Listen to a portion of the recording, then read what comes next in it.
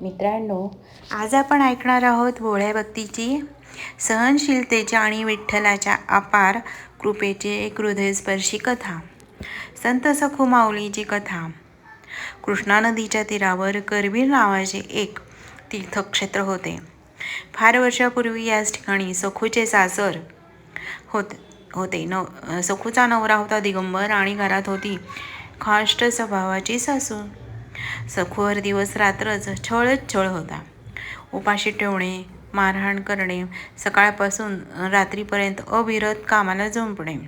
तरीसुद्धा सखूने कधी तक्रार केली नाही.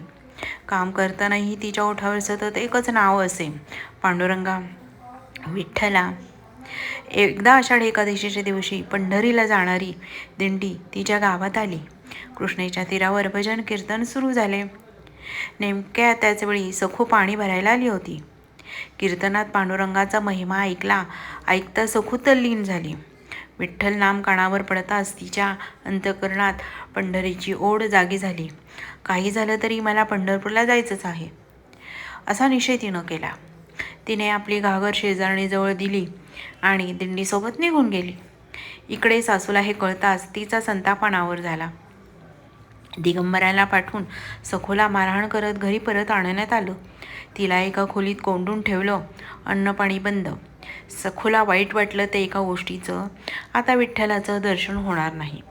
ती व्याकुळ होऊन पांडुरंगाचा धावा करू लागली. सखूची भोळी भक्ती पांडुरंगाला सहन झाली नाही.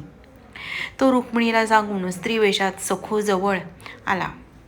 तिच्या खोलीत जाऊन तिने तिला धीर दिला की तू पंढरपूरला जाऊन ये. सखू पंढरपूरला पोहोचली. विठ्ठलाचे दर्शन घेतलं आणि त्या आनंदातच तिनं तिथे देह ठेवला. दिंडीतील वारकऱ्यांनी तिचे अंत्यसंस्कार केले. इकडे घरी सखूच्या रूपातील पांडुरंग सासूने सांगितलेली सगळी कामे निमूटपणे करत होता.